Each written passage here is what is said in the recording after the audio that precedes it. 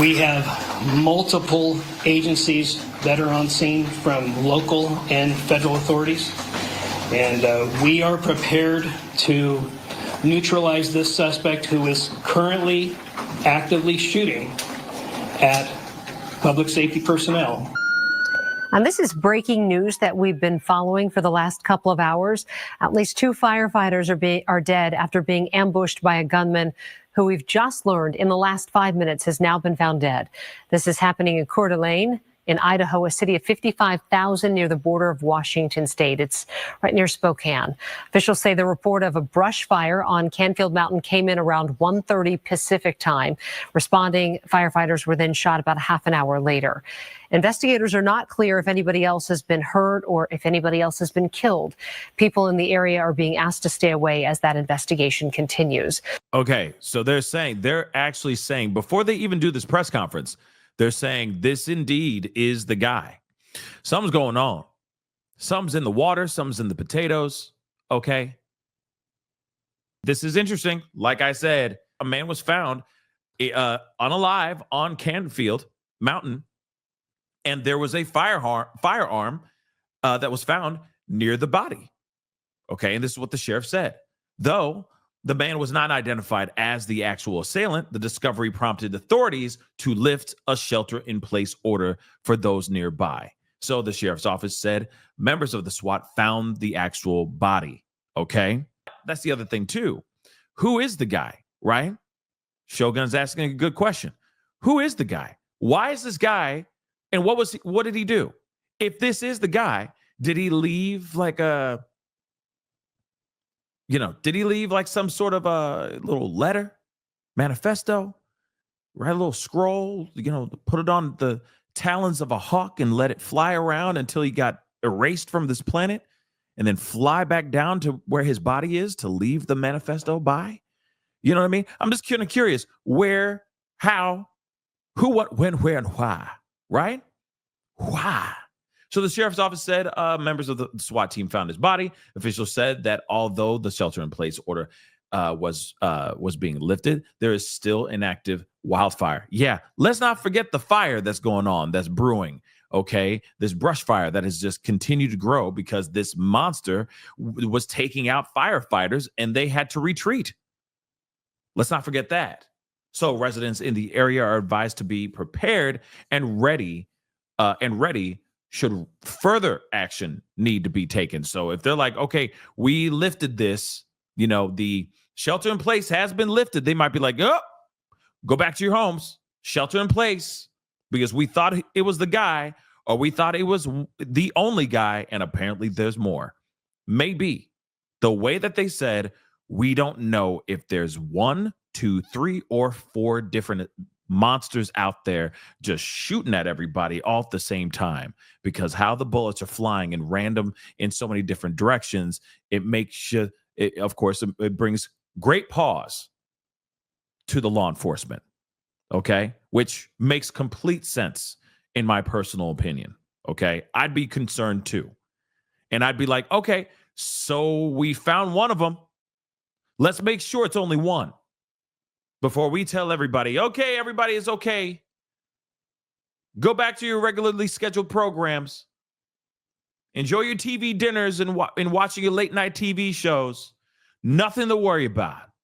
Just continue Netflixing and chilling. Tomorrow will be a brighter day. I want to make sure everything's Gucci before, you know what I'm saying? Just saying. Okay. Mark Lathrop, he is in Coeur d'Alene, Idaho right now, and was an eyewitness to this unfolding. Mark, I really appreciate you joining us. Can you hear me?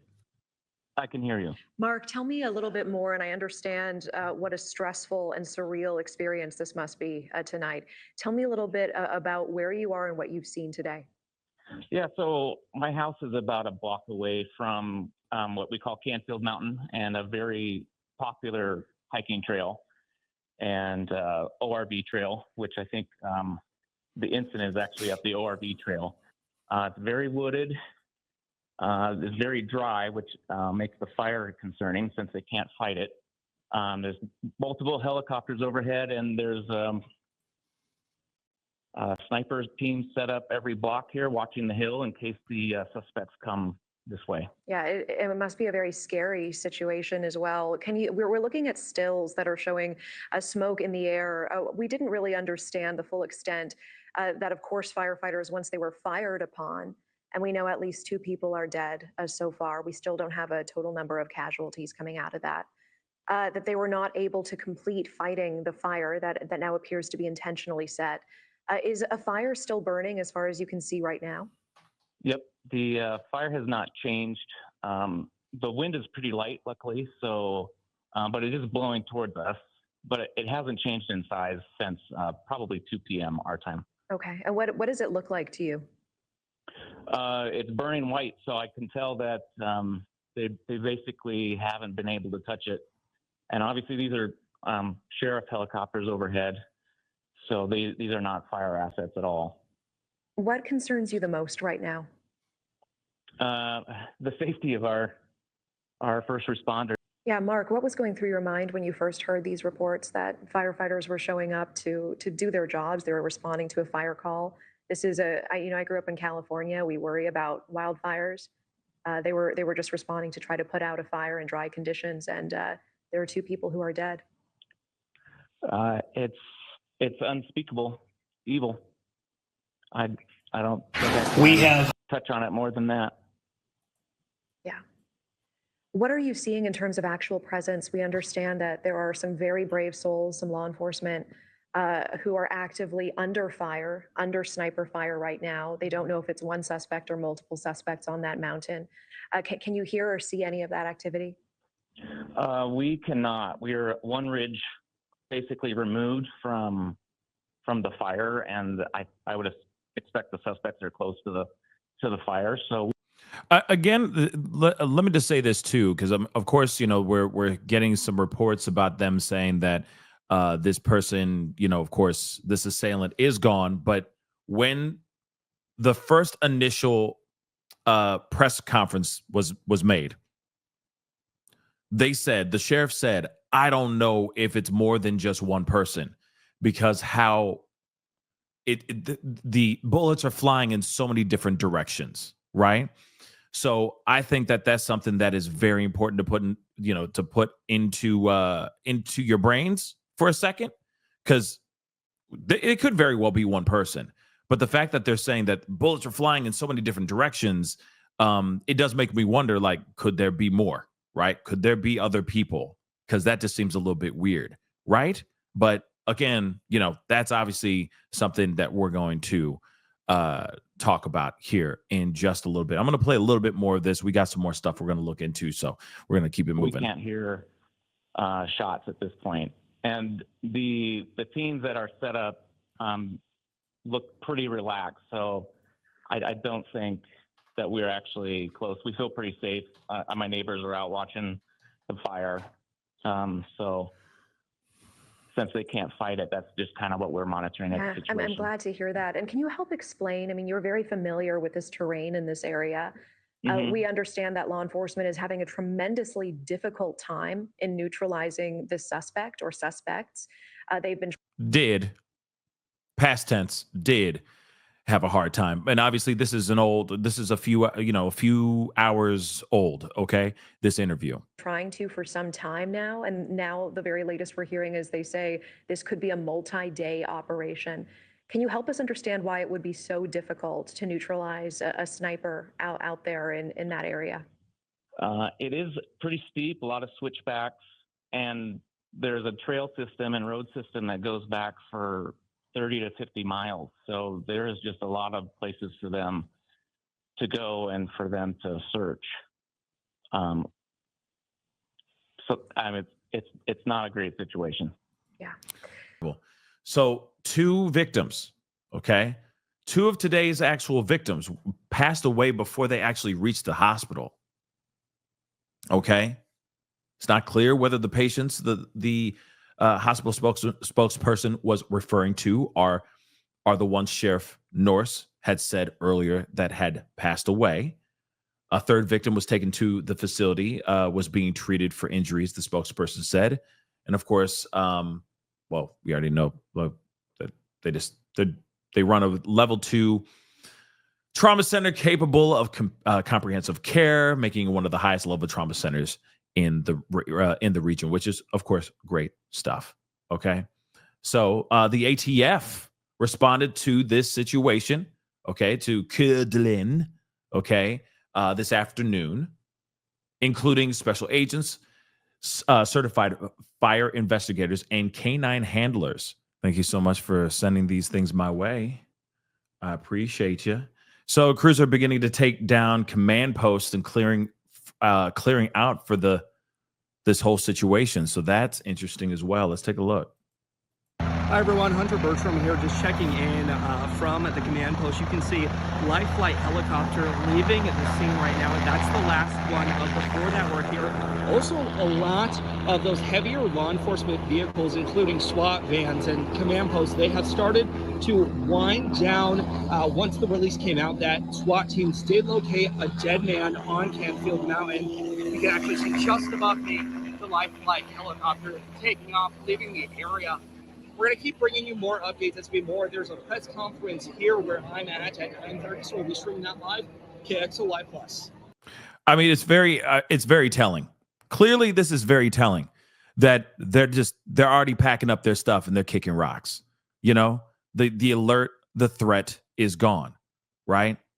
Stuff like this really pisses me off, especially when firefighters or first responders are just showing up to the scene to do their job, right? They're not provoking anything. They're not poking the sleeping bear. They're not doing anything, right? They're just going up there to fight a fire. That's literally what it is. And now you got 2 that have lost their lives just because they went to a brush fire to take that out. Okay. That's just ridiculous. Okay. Then also on top of that, yes, they believe, and from what we heard in dispatch audio earlier in, just a few hours ago when we did part 1 of the coverage of the situation, they basically said that they believed that this assailant started this fire specifically to bring first responders there to do what he did. You got bullets flying every which way. You don't know where they're coming from. You have a fire going on at the same damn time. So there's a lot of things you got to look at, a lot of factors that are going on. Firefighters are losing their lives. Cops are getting hit. Civilians are getting hit.